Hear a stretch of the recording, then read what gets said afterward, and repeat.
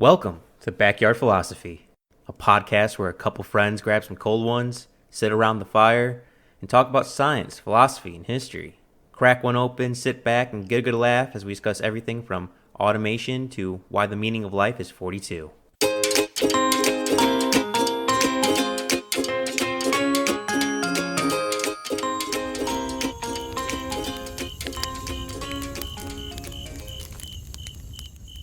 The idea that the Earth revolves around the sun, abolition, and video games. What do these three things have in common?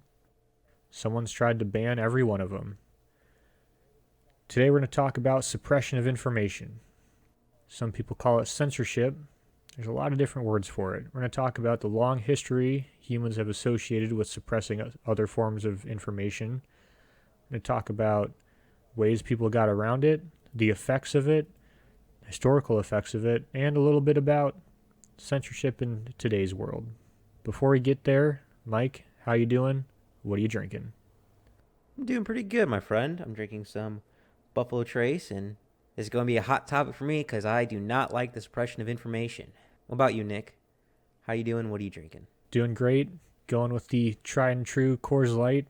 I was going to start way back in time.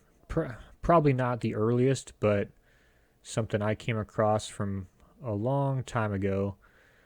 Figured we'd start it off. Someone everyone talked about, didn't really want to bring up some obscure one example from some crazy far off time no one's ever heard about from the Sea People or something. But 231 BC, an area of China, just the far east, the emperor there burned a bunch of books of Eastern philosophers to stop their spread around his country, including a well-known Eastern philosopher, probably the most well-known, Confucius. And then since then, we've had suppression of information, book burning throughout history. Socrates in 399 they killed my boy. BC was killed. They killed my boy. He was killed for corrupting the youth and questioning authority and not acknowledging certain gods. This is a little bit off topic, but I'm a big fan of Socrates. And he had the option of, I think it was exile or death by a poison. And he's like, give me the cup, and just drink the cup. And goes, I'm good. Adios. And this isn't a new... Plato also talked about a system of censorship in the finer arts. And Mike, there's one of your favorites, Galileo, was killed by the church, and his ideas were hunted down and destroyed. I would say, the pinnacle of home arrest of, you literally did nothing wrong, but yet you still get in trouble for it. It's the knowledge is too dangerous, quote unquote, to get out there or to go against the current regime. At this time would be the church. Yeah, the church was responsible for a lot of censorship. Working with and for governments working for the church. Religious bodies often had a large part in different censorship like that. Talk about another one that was kind of church related as well. In around 1695, or a little bit before that, a man named John Milton wrote, oh my gosh, Areopagites. Oh my gosh, what was it, Mike? Areopagitica. Anyway, he wrote this speech in response to the English who wanted to censor all publishing. So before anything could be published, it had to be reviewed by the crown, should we say, since we love to call them the crown here. I like to point out the fact that they still have a monarchy. But every publication, from a pamphlet to a book, would have to be pre-approved by the English government. And Milton argued that it was the peoples who needed to do the censoring, not the government. He said that... He already sounds very Voltaire-ish to me, of going against the grain and speaking out and being loud. And Nick, can I just point out, I love how you had to ask me how to pronounce the word. I find that so ironic. That is, especially after we talked about it before the podcast. And I came across it and blanked. It's all good, but I have yet to read John Milton's book. I'll probably have to add it to my list because that Kind of sounds up my avenue. And I kind of want to touch on before we get too far. I find it very historically important that book burnings were kind of very common for suppression of information. Uh, Confucius, which I found a little bit more interesting, because what I know about Confucius philosophy was order, hierarchy, a lot of discipline in your set. Not quite a caste system, but listen to your father. Do good for the government and stuff like that, which I found kind of interesting when he told me that the emperor at that time was burning his books. I found Confucius to be more totalitarian. That's probably not the right word, but a lot more submissive in his philosophy. I'm much more Western philosophy of I guess that's probably why I'm a Texan and American is be loud, be yourself, speak out, make noise, don't worry about other people, just don't always follow the grain. And again, the book burnings, such a common theme throughout history of suppressing information. Yeah, for sure. And don't worry, we're not done with all the book burnings yet. God, I wish we were, though. So Milton, his argument was that, like we said, people should be their own censors. He pointed back to the Bible and talked about how Moses was self-read, and basically he says that that books are books, and we learn something from every book, whether it's a good book or a bad book. We have to use our free will to judge the books. So we can get, good ideas from bad books, right? But we have to look through our own eyes and figure out if, what these books are saying is false or not leave that up to the state. And he also referenced something else we talked about, Mike, something no one expects. The Spanish Inquisition? Yes. Nobody ever expects the Spanish Inquisition. The Spanish Inquisition also prohibited texts. That was one of the things. So he argued that any kind of censorship could lead to something like that. Yeah, can we not have another Spanish Inquisition where it lasts for like 400 years and, tons of people of different religious backgrounds get tortured, killed, and a lot of stuff going up butts, which is quite ironic for being a Christian church movement. There's a really easy joke there. I love how I kind of touched around it and didn't want to say it. Anyway, but that didn't stop censorship, obviously, and it did eventually repeal. His book helped to remove the censorship the English government was trying to put in place, because they had the Catholic Church had they had a list of prohibited books that were and were not allowed, and you could not read the forbidden books list. Kind of like how California has a registry of firearms, and if it's not on that list, you can't own it. It's the same way with books. If it's not on that list, you can't own it. It has to be that specific book.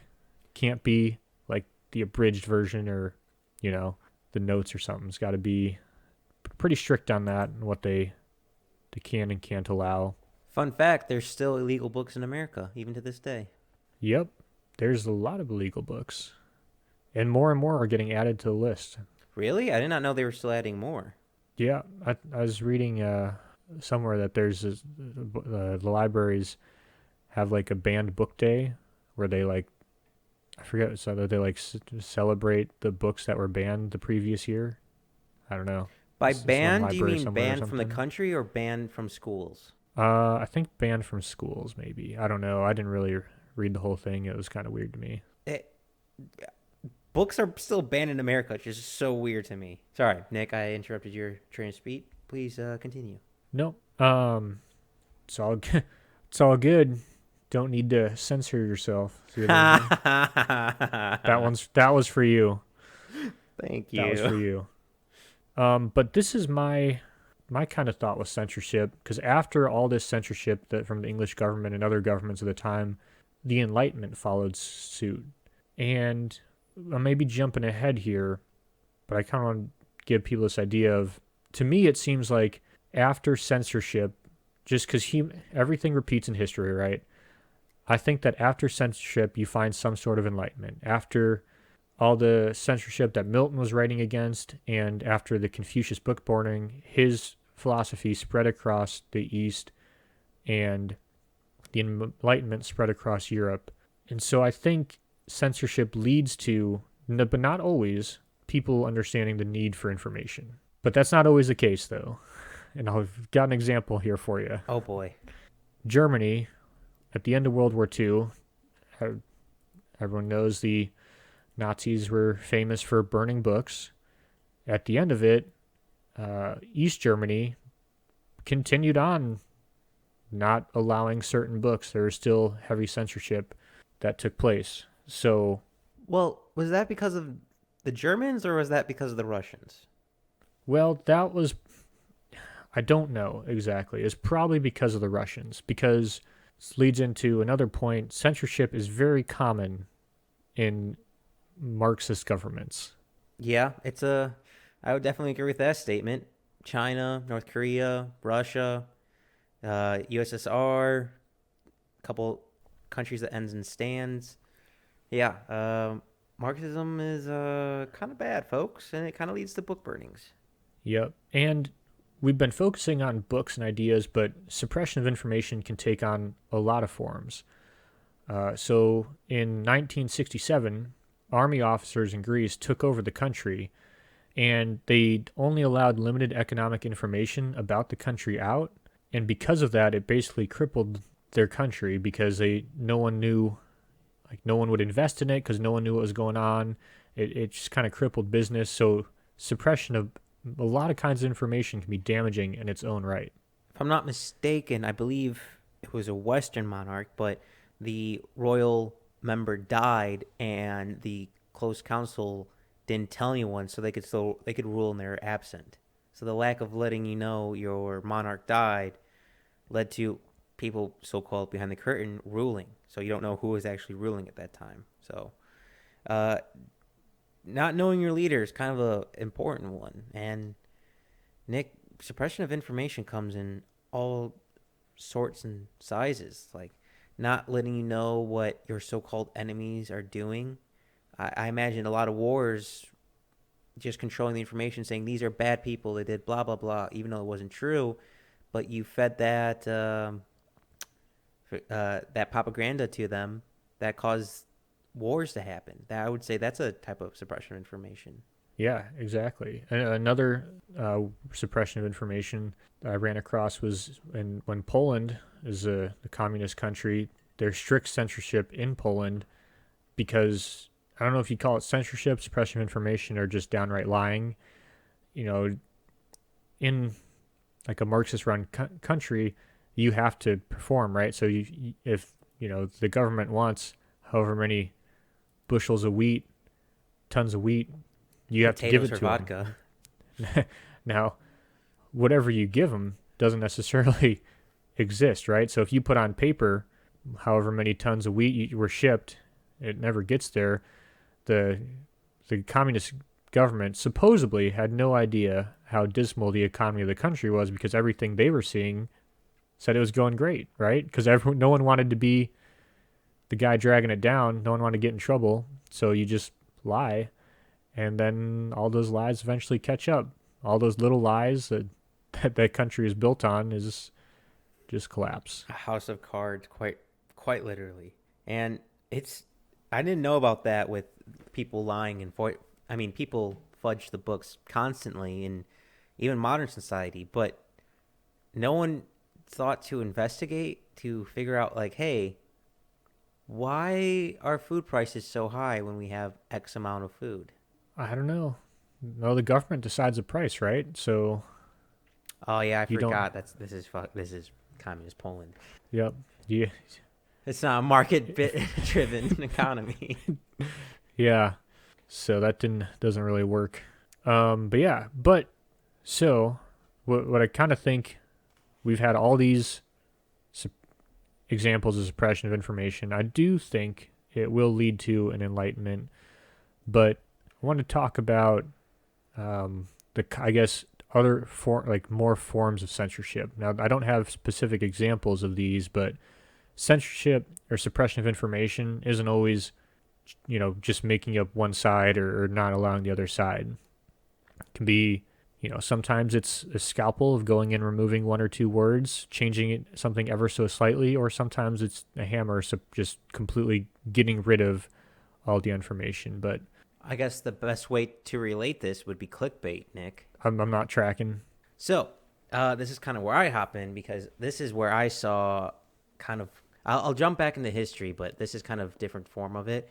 It's more a personal level. So, for those not familiar, clickbait, if you're listening to this, you probably know what clickbait is you add a thumbnail or an image to whatever video or product that you make, and you try to sell it, much like an advertisement. It's like a model on top of a magazine.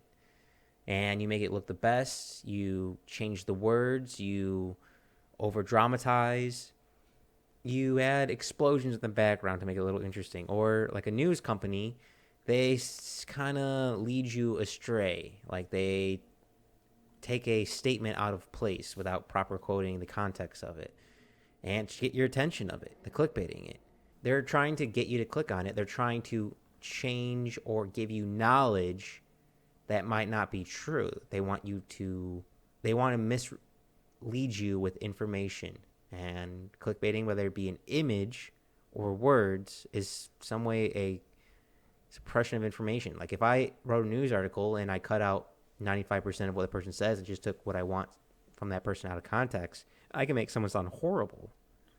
And that's, to me, a modern one, which I will touch about in modern later. But let's get back to different types of examples, Nick, that you're about to explain. So you have, for reporting, like news or something, you have biased reporting. So you explain why evidence supports one view, but you don't explain any evidence supporting another view. Or you talk about one reason why something is great, and then you just don't talk about other reasons why it's not good, and instead bring up poor quality arguments against it.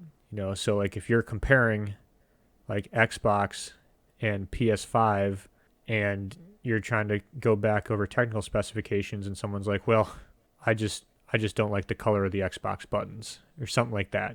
It's just like you're going to talk about how great the PS5's memory banks is and then talk about how stupid the Xbox controller looks.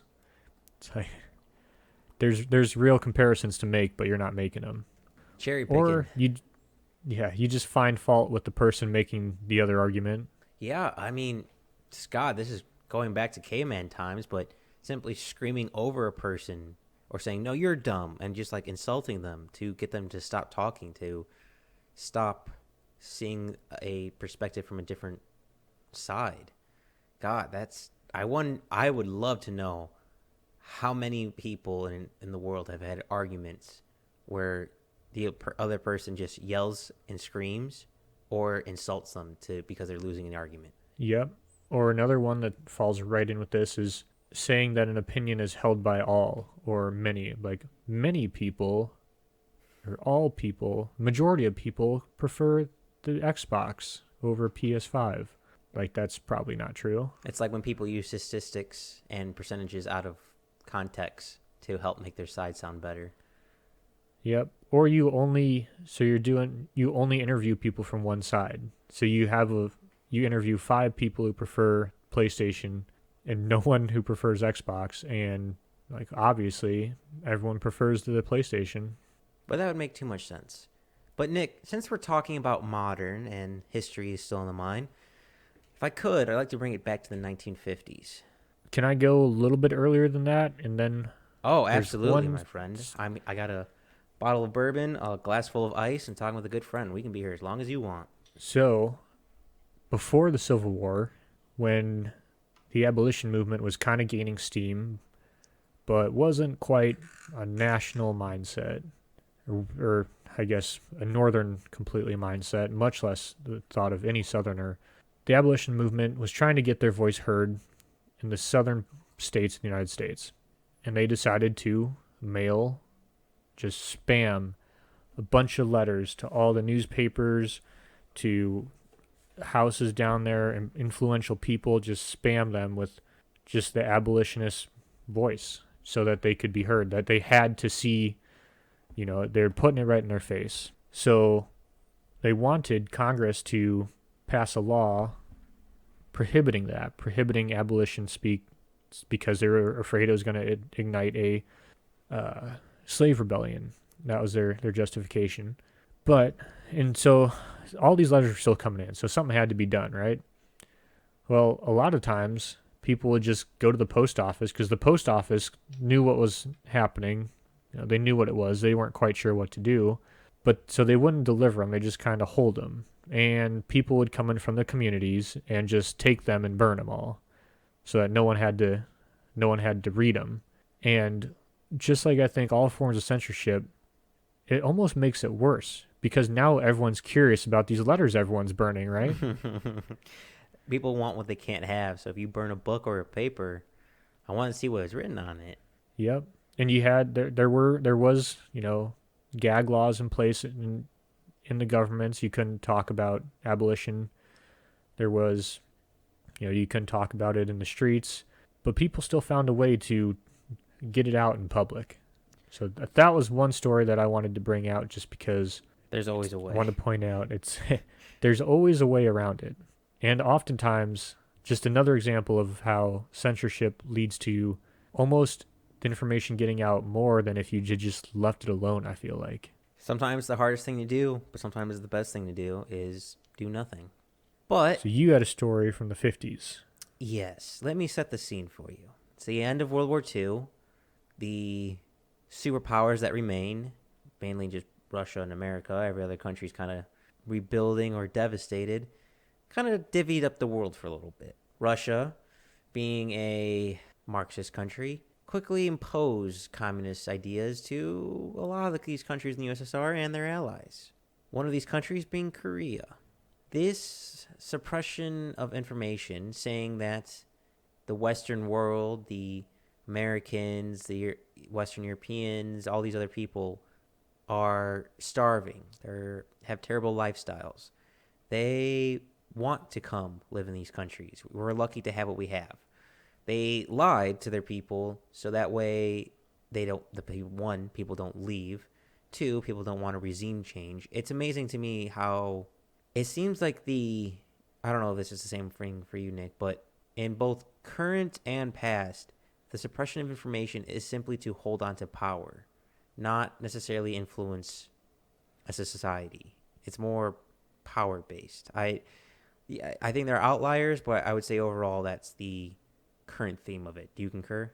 I do. I was hoping to get to that sometime, but it does seem like the last straw of a regime about to go out, doesn't it?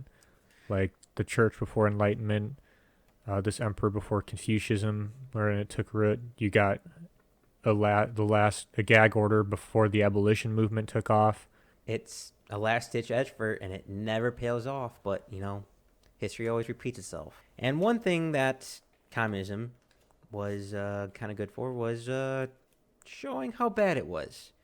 Quickly, other countries got involved. I believe it was the French, Australians, and Americans. I'm not sure about the French and Australians. I'm not sure if that was Vietnam or Korea. I might have those memoirs mixing up. But the whole premise was to, quote-unquote, stop the Korean War. It was somewhat effective. We drew a line. I think it was the 55th parallel. I think that's the longitude that it's on that separates North Korea and South Korea. But that suppression of information, that spin on a story of solely doing it to stop communism, didn't really work out for, one, North Korea, and I could make the argument for South Korea, but also wouldn't work out for Vietnam. So for Vietnam, we tried doing the same thing, the stopping of communism, well, so to speak. Could be that we were just simply trying to hurt our current enemies at the time, the USSR, but trying to spin a story saying that they were the bad guys, the same thing we did for North Korea, didn't work out because now there was a media involved. Rather than getting random letters or a couple photographs from the war front like we did in World War One, World War Two, and the Korean War, we now had full-blown video cameras recording and daily news updates on the Vietnam War. This was the first war, and coined by others, but in your living room. So no longer could governments specifically the United States and our enemy at the time, Vietnam, could lie about their actions, what they were doing. America was showing that they had drafted people that didn't want to be in the war, that we were fighting in the jungle close quarters, that people weren't really happy there. I mean, there was fragging of officers. On the other side, it showed that the Vietnamese were putting human feces on spikes to stab through people and digging rat holes.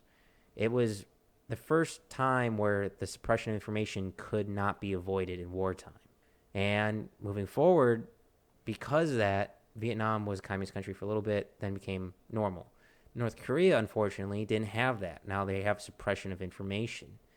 They're still a communist country. And, well, not having anything moving in or out, not having that war in front of their television room, I would say that was a big point in the 1950s of why the Koreans still are divided with North and South.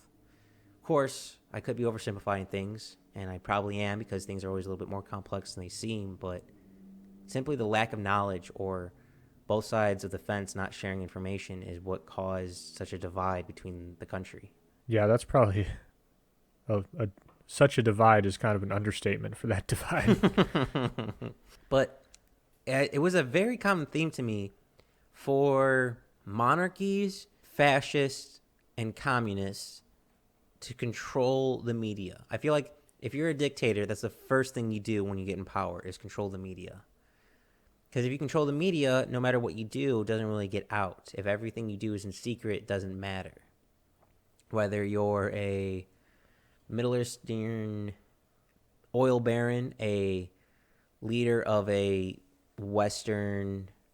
Eastern European country, or, like a president for life Chinese, Vietnamese official, it seems knowledge is truly power, and simply controlling it is how you either remain in control or is your last-ditch effort to stay in control.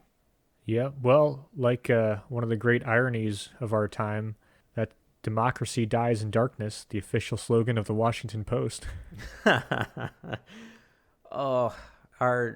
The whole world's news companies are jokes. But Nick, this might be jumping too far ahead. I would like to talk about 4 things real fast. One of them we actually did a podcast on, which you go check out at Backyard Philosophy, anywhere you listen to podcasts or on YouTube. But the first one being right to repair. We talked about it in an earlier podcast, but not that many people know that it's happening. If I remember the statistic, less than 33% of the population knows about the right to repair. And that's a heavily influenced, and I feel like media is heavily controlled with that. And going back to both the clickbait and modern things, Ukraine versus Russian separatists are still happening. French protests are still happening. Turkey's involvement in the lower Eastern European countries are still happening. Canadian Bill C-16 still exists. And yet, we don't hear about them anymore. It seems our attention spans have made it easier for suppression of information, but that might be getting too far ahead. I just wanted to mention those now before I forget. Yep. Yeah, and that's the right to repair is literally suppression of information. Like, it is the information, it's not political. It's literally information. They're suppressing the information about suppressing information. Yeah, that's a crazy one. And we have been focusing a lot on fascist, Marxist countries. Not that the United States has been the best with suppression of information. I mean, we've had the Alien and Sedition Act, and we've had the Pentagon Watergate. Papers. It's just a common theme in government, I think. There's one subject you didn't talk about, Nick, about methods other than burning books or simply suppressing information. We kind of touched on it with propaganda, but brainwashing. Since we're talking about North Korea, I figure this might be a good point to talk about it. Yeah, I don't know what you're about to say, but I'm down. So, suppression of information to me isn't just not telling someone.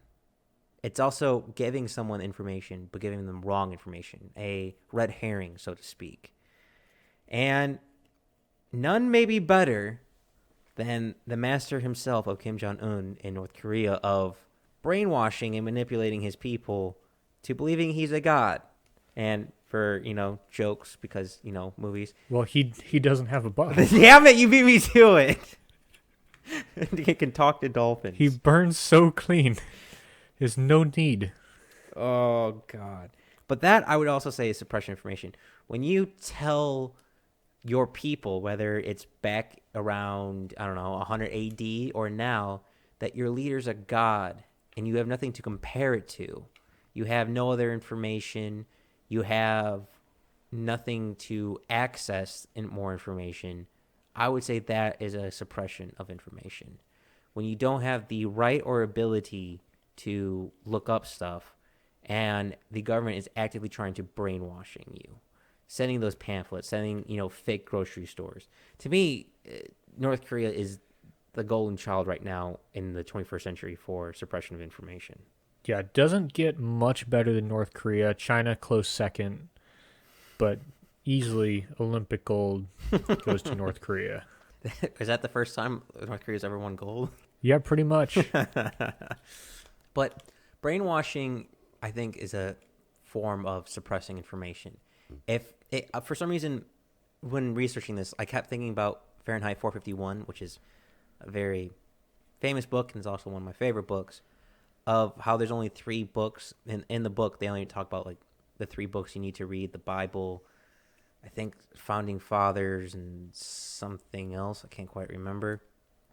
But if you grew up as a child being told something, being fed poison into your ear, or, simply just being lied to, that to me suppresses not just the information that you know, but your growth of what you believe. I don't know about you, Nick, but I was told as a kid to question everything. Always ask questions, always stay wondering and wandering. And when you're not allowed to do that in a country, you are suppressed on more levels than one than just information. Oh, for sure. It's definitely, that's like, did you ever see a few years ago, North Korea came out with this ad for like their ski hill, their like super nice resort? No, and also, did they spend all of their potato money on making that video? It looks like it. It looks like a 70s, like the quality of film should not have been released a few years ago, I'll tell you that much. But it's like this beautiful mountain, it's groomed, and the resort is also beautiful, but there's no people there. Like there's like 4 or 5 people on the entire thing. It's so clearly just like a fake, propaganda, like not real, that anyone outside North Korea can see right through it. And this kind of brings up to a point that Milton made that I think is completely true. I'm trying to find what he said in my notes real quick. Okay. He said that the job of censorship is boring and unrewarding, and the quality of person who is attracted to the censorship job is low, so the quality of output is also low. So everyone at the FDA is just miserable. Yeah, so the people, well, think about it, how boring it is of just you're taking whatever input, words, video, making sure it doesn't have anything that offends. You're essentially dumbing down creativity. You're taking creativity and then making it not that. Like it's the opposite of like a rewarding job, I imagine. So you're not going to get, I don't know, like a great censor. You get DMV quality censorship. Tell that to all the Karens that's trying to ban video games. DMV quality censorship.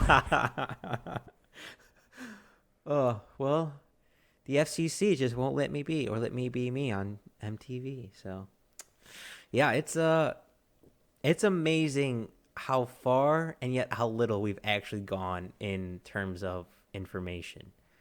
I mean, this might be moving ahead from the 1950s to a little bit more current times, but the internet changed the game. It made things, I imagine getting something on television, you had to know somebody. And God, back in the day, showing your ankles was risque. And during the 1950s, 1950s or 1940s when the bikini came out. It was to save material for the war front. And it was so, oh my God, the children cover their eyes. But it simply grew on us. And if someone suppressed the clothes you were wearing, that's just so weird to me, but that used to happen. That freedom of expression, that knowledge to there's other ways. But once that internet came out, for a short time, it was the Wild West of just ideas flowing all over the place. And I'm not sure if this is the direction you want to go yet, Nick, with the internet.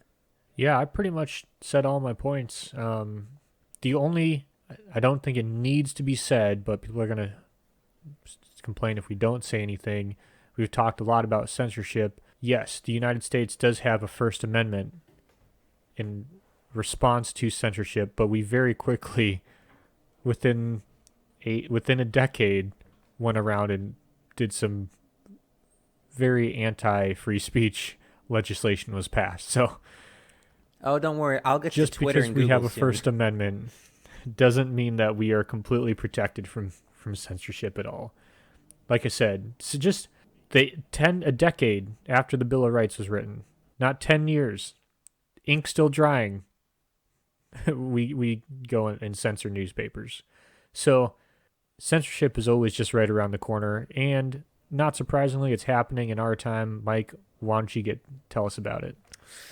Oh boy, this is a hot topic for me. This is the internet, social media, and censorship all mixing together. This is Sharknado in the making. So a bunch of things you know stuff about and social media. Yeah, exactly. So the internet came around, I believe, 79, 81. Could be mistaken on those dates, but at least some form of communication with the internet. And more it became prevalent. And new forums, websites were popping up where you could share something like, hey, this is how you fix this. This is how you build this. This is how you control this. This is a new file. Much like the Right to Repair Act, on how we were talking about, was how to build things, how to fix things, do-it-yourself kind of stuff. And more grew, the easier it became to use for the public, the more ideas got spread around, more stuff came up. Then the 1990s roll around, and Big Brother gets involved, and they have to kind of control it, which at the time was kind of necessary. It was a wild animal inside a mall. It needed some direction, some control, but might have overstepped. That will be for the historians to tell. So now I'll get back to the internet in a bit, but fast forward a little bit. The internet gets faster, bigger, and stronger, and eventually ends up in our pocket with this wonderful thing called a cell phone. These cell phones have the ability to call, look up, quite literally anything in the world ever written, which is, it's a superpower. And along with that, people want to share their thoughts and opinions. Here comes the social media wave. The first part, we'll call this the tornado. This is where touchdown happens for the tornado. The touchdown, which was social media, was kind of just showing off. Just kind of like, hey, these are my friends, these are communicate. But it quickly became like another government, Nick, its own entity, trying to control what can be said and what can't be said. None better than probably my arch nemesis, Twitter. I don't like Twitter. I don't think you can have a good conversation with someone with only 140 so odd characters, let alone have an information exchange. And with, an entity, I mean, it's kind of their right, since it's their product, they started deplatforming people or any information that might be contradictory to what their agenda is, or even the truth. Even if they were suppressing false information, they were still suppressing false information. And I can't just shit on Twitter, even though I love to. Other social medias did it constantly. YouTube, which is home, we should go check us out on YouTube at backyardphilosophy.com. No little plug, just a little plug there. Instagram, I mean, pretty much all across the board, there was some types of censorship. And this censorship, whether it was for flat earthers, vaccines, elections, we'll probably touch on elections in a bit, they controlled the conversation. And I'm torn on this because they are censoring information being passed along. But it's also their company. They're kind of set the rules. They're kind of rights. But again, like we pointed out, Nick, it's kind of a last ditch effort when you're losing power or you're trying to take power. Control the masses through information. And I can't think of a better way to do it than with social media. I mean, we did it before. Our country, France, Europe, Africa, South America, Asia, Australia, all of them have done it with, classic media such as newspapers, books, and television. God, how many times has the news lied to us or told us a spin simply to get more views, more clickbait, like we were mentioning?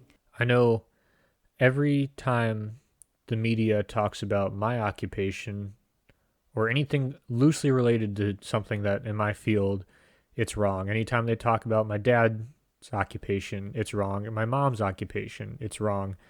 Yet we still believe them for all this other stuff. If we don't know about it, we watch the news to tell us. But when they talk about something we know, they're wrong. And we're just like, yep, we're just okay with that. Like, it's kind of crazy. It's all how you spin the story. It's all storytelling, and that's how you suppress information. Like, you could write a news article like, doctor kills patient on table. Well, doctor was trying to save a patient who shot himself in the head, and he couldn't save the patient, so the patient died on the table. It's all how you spin the story. And the truth is in the details, which, unfortunately, a lot of people don't have the attention span to do so. I mean, look at us with social media. We can't do things over 7 seconds to make a video or write more than 144 characters for a idea and a suppression of and just to express ourselves. So this new form of media, both the newspapers, the books, the television, and the current one, which is social media, all are grasping for power, all grasping for our views, our data, our to control us and how we speak through information. And it's not just the platforms we use, but, well, this is kind of going with the platforms, but also it used to be when you looked for something online, you could find something. Whether it be good or bad, it wasn't up to the person's browser that you were using. They would just give you information. But now, with these entities being more powerful than other governments, companies like Google and Facebook are rewriting the rules of how information is evenly distributed. I mean, Google Google has its own blacklist site where it pretty much bans or makes it near impossible for you to find something that's on the internet that's completely fine, but just might go against their ideology, their ideas, which doesn't seem right to me. It seems immoral if you're an American company and you're suppressing information. Luckily, I use DuckDuckGo, which is not the browser, but, well, it is a browser add-on, but it's not the database for it. But that's a whole discussion for another time. But this new suppression of information that's done by big, large companies, it almost shifts where the government is now a puppet for these large companies, where these large companies are now controlling the information, so they control who gets elected and they control who they own in the Senate, the House of Representatives, et cetera, et cetera. They control the information, and like we said, information is power. Sorry, Nick, I've been kind of rambling on. I assume you want to get some words in. Please, hop in. I do want to also talk about an immoral action, like you were talking about, with censorship. So it involves the U.S. So we need a new segment called something like "When Politicians Could Have Helped" or something, but didn't. We'll working title. Everyone knows China's internet is censored, and China doesn't have the most innovative economy. So where do they go to get all the necessary equipment to censor their internet? The United States. Damn, I was going to say Russia, but, Russia kind of kings at suppressing information, too. The U.S. and Canada make most of the programming and stuff for China's firewall system. Cisco specifically. I think I didn't... There's one Yep. I think I need more bourbon for this conversation, Nick. This is deep down the rabbit hole of Mike gets angry. This is where you'll get angry. Chris Smith, he tried to pass a bill limiting U.S. sale of censorship material to companies that censor. So he's saying U.S. companies cannot sell any technology that would help a country censor their citizens if that company is a known censoring country. And China would have been on that list. This bill never passed committee. Never got Surprise, to discussion. surprise. Can you imagine? Like, it's just if anything is if anything's gonna piss you off, that should be it. Who's censoring China? It's honestly not. It's Oh, not. oops. It's all. Honestly, I'm not mad. I'm just disappointed. Like, guys, you had the football. You're at the 1 yard line. Just do it. I don't understand how so many countries can be such hypocrites. Let's have freedom of expression, speech. Let's make sure the world is vibrant and yet we do the opposite, which kind of goes back. It's exactly like the episode we did on the scientific articles, where the one they were gonna make it. People wanted, if it was government funded research, medical research is going to be made public, and the government, instead of coming together to do that, they came together to keep all that information private. I hate lobbyists. Until I'm rich and I can have my own lobbyists, and I will love them. But again, it all comes down to power.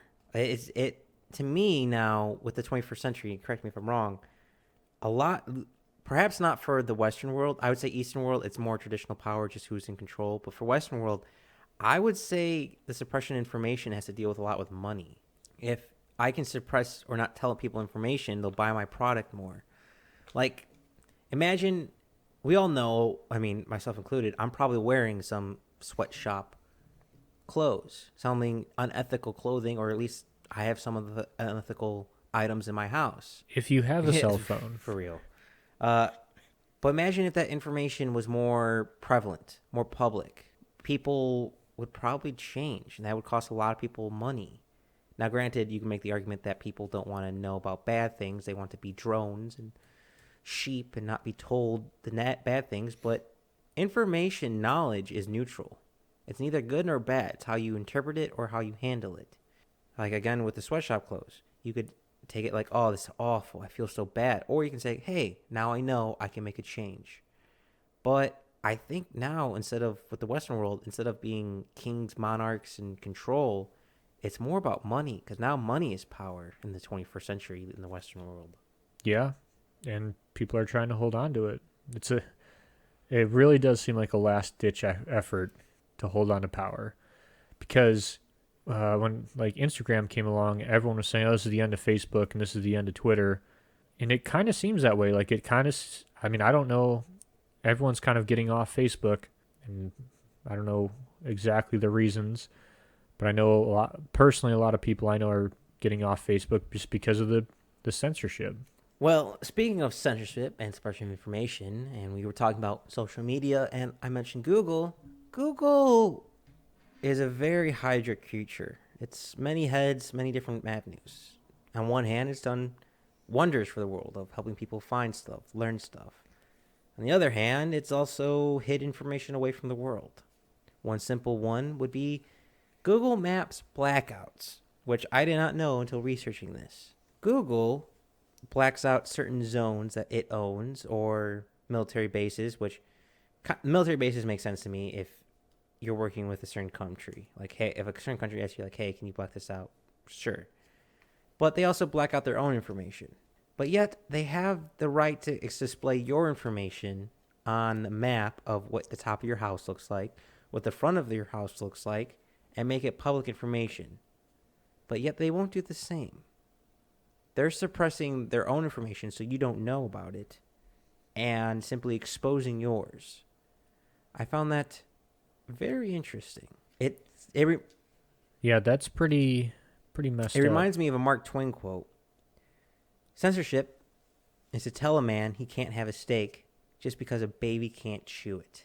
Just because others can't handle the power of knowledge doesn't mean you hide it from the world. And Nick, Yeah, it's one thing to hide all of that knowledge from the world. It's another to hide only your own. yes. That's in bird culture, that's considered a dick move.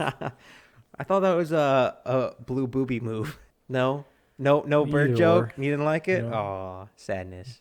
But we mentioned with the internet, like it brought great things, like how to fix things, how to get energy, how to get communications in a lot of third world countries and in your own home. But again, here comes suppression of information. They won't tell you how to do a lot of things. One specifically that's been very popular in the last 5 years, I think since 2015-16, is guns. With the rise of 3D printers and at-home machinists, lots of bans, both on the government side and on the internet side, have been trying to hide that information. And to me, if you're smart enough to able to build it yourself, you're probably okay to own it. Actually, I would make the argument, if you're smart enough to build your own gun, you're probably more capable and more responsible than the person who goes and buys a gun. I would say that's probably a high success chance because you actually know what goes into it. But the suppression of how to build stuff, whether it be good or bad, because guns are neutral until the person holds it and wields it, does what it wants. If you're giving all that information away, which it was free, but now you hide it from the world because it doesn't align with your views, that's suppression of information. That's censorship. That's wrong. You shouldn't hide information simply because you don't like it. And again, guns, how to build things, how to, like the Right to Repair Act, which I keep going back to, just simply how to fix your own things. If you want to hide that knowledge from someone, that seems morally wrong. And I don't know how so many people are okay with it. Well, people are a lot more okay with censorship than I think people think. If you ask someone, you say, "Are you for censorship?" They'd say no. But censorship is pretty common in our world, and there's a lot of stuff that people agree should be censored. Out of curiosity, Nick, what do you think should be censored? I really don't know, but I'm going to talk about things that are currently censored that is pretty universally agreed should be censored. People don't want to see, at least in the United States, anything related to sex on the TV, on wherever, movies, YouTube. That seems to be a no-go. Violence is okay, sex is not. And like, look at it from YouTube's perspective. People don't want to go on YouTube and see sex. I mean, that's not true. I'm sure everyone wants to go on YouTube and see sex, but they don't want their kids to see it. And at the very beginning of YouTube, before it was regulated like it is, there's a lot of bad shit on YouTube. I mean, and this is, I think, one of the craziest things that I can never quite wrap my head around. YouTube had slave auctions on it at one time. People would put human slaves and show YouTube videos and sell them through YouTube before like the censorship YouTube we know today. I think most people can agree that shouldn't be on YouTube. And there's a lot of, if you go down enough, like watch enough kids' YouTube videos, there's a lot of YouTube videos that look like they're for kids, but really it's all about like grooming and like pedophilia shit. So like, and YouTube does a pretty good job about finding these and taking them off. So there's things that shouldn't be, that I think that, like, that's a no-go, right? Like anything illegal, like human trafficking, that seems pretty cut and dry. Yeah, I would say anything right? that harms people. That's kind of like, hey, you're supporting violence and you're supporting evil, but it's hard to fully define evil. Like, you're just...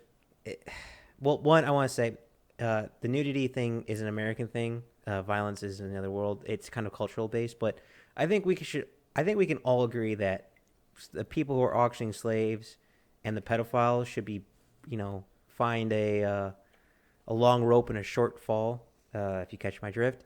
But yeah, I agree with that. I would also like to add on, we should probably censor private information. Like, you should choose what you have public or not public. So like my social security number or my bank information.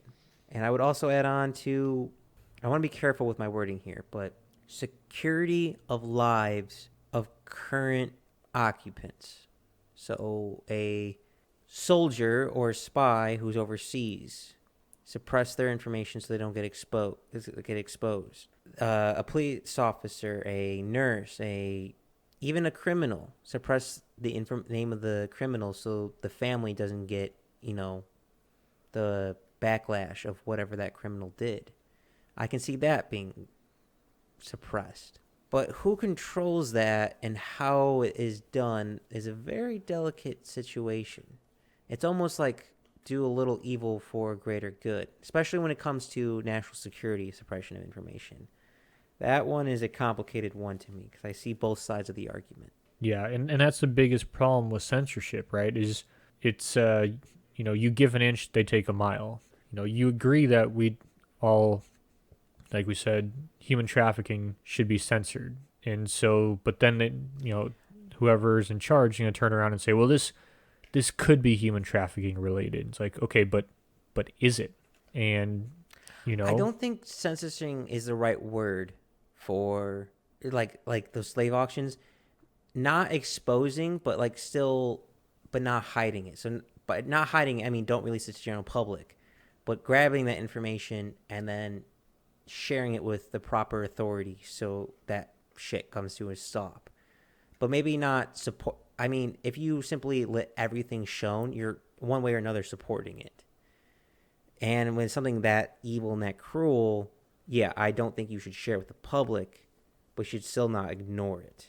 I just want to make that clear with that suppression. That's true. And so, reason that, like, the justification of censorship would be, it's protecting people. It's protecting women and minors. It's preventing people from being scammed. It stops people from being offended. It removes false data, and people are only shown truths, and that way they're going to be smarter because they only see truths. It protects people's copyrights. It protects national security. It encourages compliance, and it's necessary to maintain the state. These are things that people use in their justification of censorships. I think the most important ones for just like a blanket statement of if you're going to look at this from some kind of legislative view is national security, protecting copyrights, and protecting people. After that... Can I add a detail to the protecting people? I would say protecting people physically, not emotionally. That's true. That's a good one. Good point. Yeah, because people are going to be scammed one way or another. There's always a mark. Everyone's offended. Encouraging compliance is probably one of the scariest things I've ever heard. And necessary to maintain the state. And I think if there's anything we learned so far is that if you need censorship to maintain the state, you're on the way out. You've done something to get to that point where it's not maintainable anymore. Nick, I realize we're kind of writing a playbook for a dictator as we do these podcasts, which is like how a government operates and how it should hide its stuff. That's true. I would say, though, as much as it pains me to say, some censorship and suppression of information is necessary. Whether I like it or not, it's sometimes necessary for the individual and also for the country. But it is a very, very slippery slope. And it is a great power to have to decide what can be suppressed and not suppressed. I feel like there should be a committee, not just, DMV people at the FCC, just, a public committee of what can be censored and not censored for the world. Or that's a terrible analogy. Never mind. I scratched the idea. Saying that loud is a terrible idea. I don't know. I understand that there needs to be some censorship, but I don't have to like it. Yeah. And so censorship, we talked about why people do it and the reasons it's bad, obviously, but there's something we haven't completely touched on yet. Censorship doesn't allow people to hold the government accountable, which is one of the main things that a press is supposed to do, at least in the United States, from historical examples. It also encourages falsehoods. It has a negative impact to the economy. and it makes people dumber. And I think this is an important one to note. It inhibits self-expression. And that's, some people are like, well, that's not true. It's like, okay, if there's a certain list of things you can and can't do, and that list of things you can't do is pretty fucking big, it turns out that that's actually inhibiting self-expression. Yes, and if I could add on to this, Nick, I would say being gay was for a long time a suppression of information. I mean, all the way to the ancient Greeks, there were entire armies of just made up of gay couples. Throughout all of human history, there's been homosexuals, and it wasn't until The Spartans were very gay. Nick, are you just talking about yourself? No, I'm talking about the 300 Spartans. I'm talking about the come and take Oh it. God! All the all the Spartan hats and stickers on everyone's jeeps and rifles. Oh God! All right. Well, Also gay. Jesus. Well, for a long time, homosexuality was considered a sin, or quite literally against the law. There are countries that are still against the law. But even though all throughout humanity and, with science, that it doesn't matter if you're gay or not. If you're an asshole, you're an asshole. If you're a nice person, you're a nice person. It doesn't matter what sexuality you are.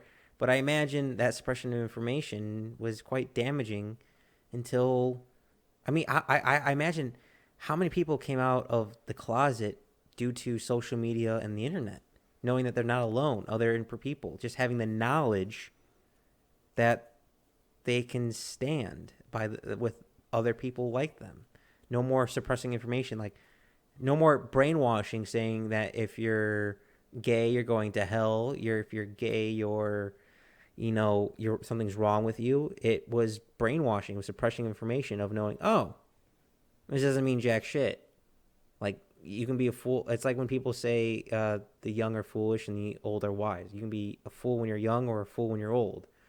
Same with people being gay. You can be a dick when you're gay. You can be nice when you're gay. It doesn't matter. It's individual based. And I imagine having that information now open, no longer suppressed, has helped a lot of people. Granted, with countries still suppressing information, China, it's probably still not the greatest for people. It is allergy season. Having knowledge gives you the power. Having knowledge as an individual gives you the power.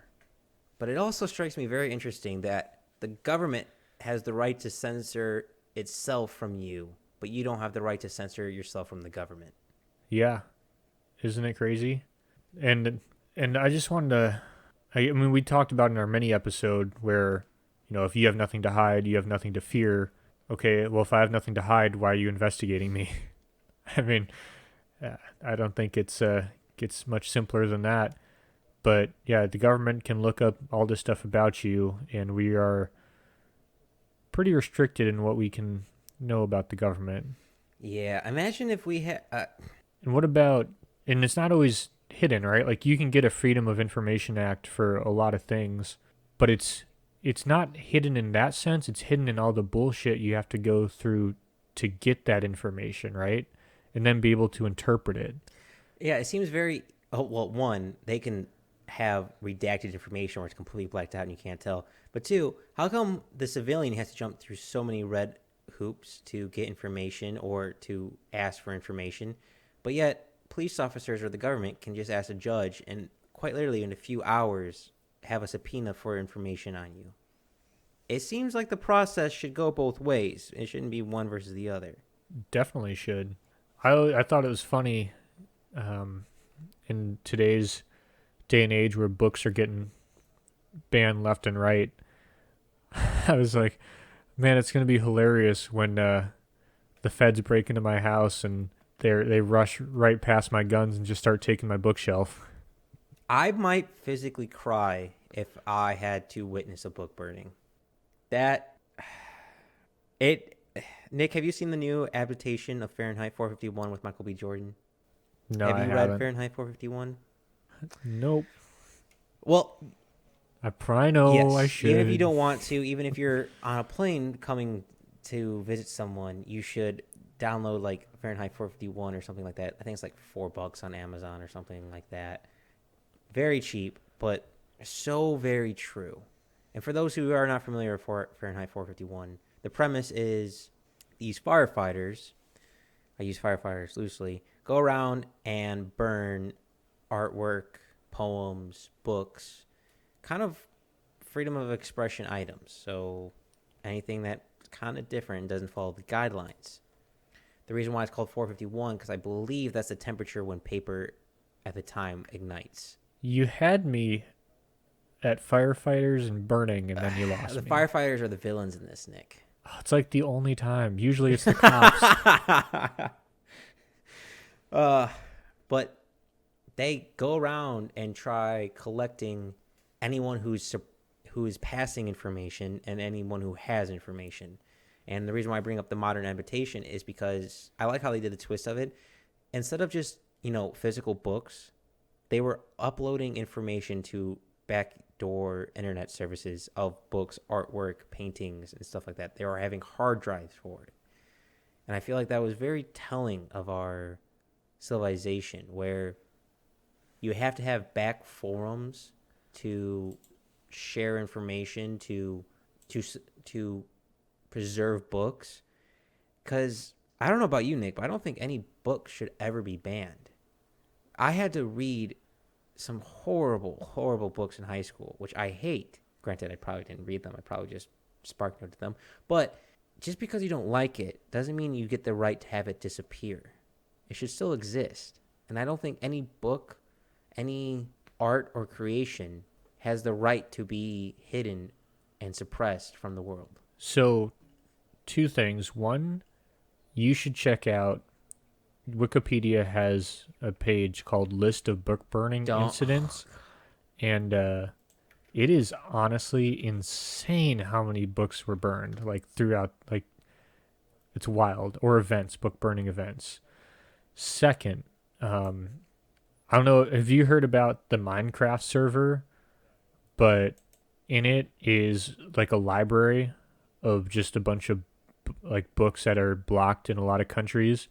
And so a lot of countries that block, you going from certain websites to look at certain things, they don't block Minecraft. So you can log on to Minecraft, download this map, and it's got like this spot, and you can open these chests, and there's all these different books and articles and stuff that have been censored in the country that they're in, so they can read them there. I fucking love the internet. Internet is the undefeated champs. That, to the humans or human who came up with that and made that, bravo, my friends. Bravo.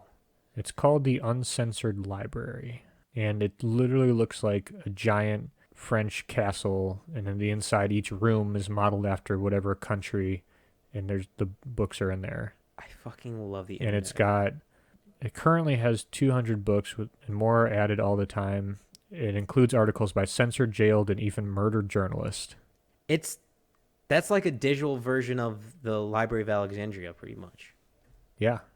That makes me so happy, Nick. I have fleeting hope, but I still have hope for humanity. It's really wild how the video game community can be the most ruthless, toxic, but also the best at the same time. Yeah. Like, we all hate it. To me, the internet's like Athens versus Sparta. They all hate each other, fight against each other. But as soon as like Persia or another entity comes in to try to fuck with them, they both become the best allies ever and just screw and destroy whoever's attacking them. Yeah, exactly. It's like, you can't...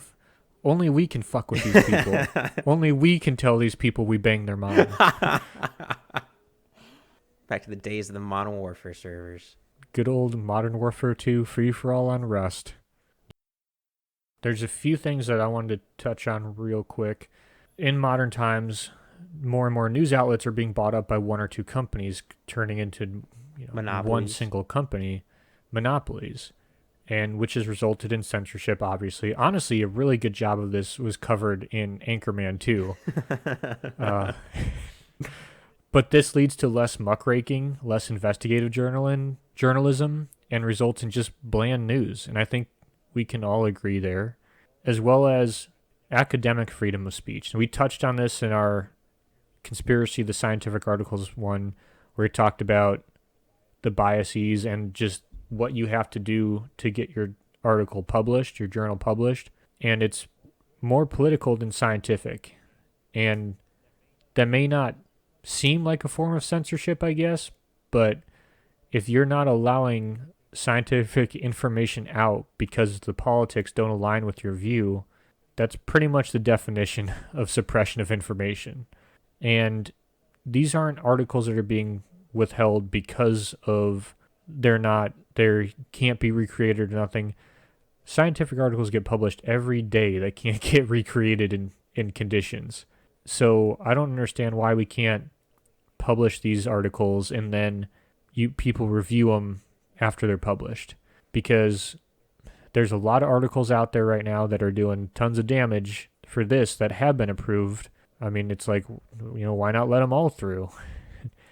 I can't, upon doing research for all our various podcasts, I've come across quite a few journals where I read an article and it's like, that doesn't seem right. Let me see what the peer reviews say. And it's like, oh, couldn't recreate this. Or results drastically differed. It's like, okay, that seems right. Or it does work. But either way, let other people be their own censor. And I didn't want to end on too down, but I did want to say, in my personal opinion, censorship leads to an enlightenment. And I think you can see it now, the beginnings of it. Now, don't get me wrong. Censorship oftentimes takes place during a hard, terrible part of history. But at the end of it, good things happen. You can't have your cake and eat it too. You got to go through some shit to get a reward. That's just the way life is. Like we said previously, a lot of Confucius's works were hunted down, burned. He quickly spread. Same thing in Europe after the Inquisitions. The Enlightenment happened. People wanted more information. And I think you can see that now, where we talk a lot about how, it's a 7-second culture, of Vines, or not Vines, oh my God, TikToks and Instagram, Twitter. But how is Joe Rogan the most popular podcast? Sometimes 3-hour conversations. More and more long-form podcasts are what people are wanting to listen to. So how does that coincide with we're a instant gratification 7-second society? I think what we're starting to see is obviously like the news is kind of dying, mostly maybe because of censorship, or just we're moving to a different, we went from radio to TV. We're going TV to the internet, and now we're going from cable news to podcast. But I think I think you always put this a lot better, but out of death comes life, right? We're losing what we thought of as the old way, and we're turning into something new. And I'm not saying it's going to get better right away, but I do think at the end of censorship leads to something good, because people see the terribleness of censorship and what it does to society. What do you think, Mike? I came with a coin a few years ago. It pretty much, I completely think that humans just recycle and just repeat. I think history truly repeats itself. And I completely agree with you, Nick. Every Middle Ages comes followed by a Renaissance. Every, Spanish Inquisition is followed by an Enlightenment period. I would say the new mountain is on the rise. I can't remember the Latin phrase for it, but as nerdy as it sounds, but I came up with a Latin phrase of new mountain, kind of like a new era, new beginning. I truly think right now we're in a very divided area of people who want only short term and some people who are okay with the long term. But if we have some people who want long term, those are the people I think who can truly make a big difference. Those who are the people who are more disciplined with bigger attention span. And no cause is ever lost if there's one more fool to fight for it. And again, if I'm sticking with the nerdiness, I came up with a nerdy quote for this, Nick, and don't make fun of me too bad, but it kind of goes something like this. Never fear knowledge. Knowledge is freedom. Yes, it is dangerous. It is scary. But it is also so beautiful. With knowledge, you can craft a world that has never existed before. Never fear knowledge, and never let any hide knowledge from you. I think it's very true. I mean, even the old gods, Odin gave up his eye for knowledge. And if a god's willing to give up his eye for knowledge, how much are we willing to fight so our knowledge isn't lost or suppressed? You know what that quote reminded me of? Which one? The scene, the knowledge is Freedom. It reminded me of the scene when Luke Skywalker goes into the cave on Dagobah and he strikes down Darth Vader and it's his face inside the helmet. I'm happy you could somehow relate it to Star Wars, Nick. I did not see that correlation, but now that you said that, I can sort of see it. Hey, bringing it back to space for you, bud. Where I feel the most comfortable. But, Nick, we've been talking about a lot of knowledge, information.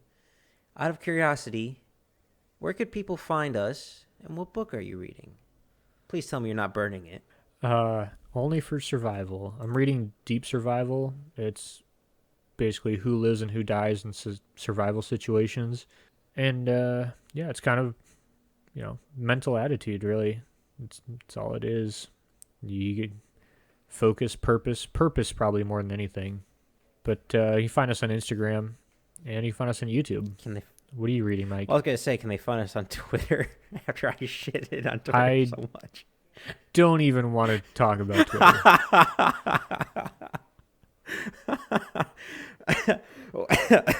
Well, I'm still reading Why We Sleep by Matthew Walker.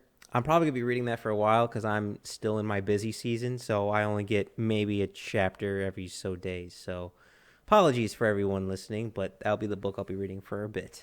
And that's all we wrote.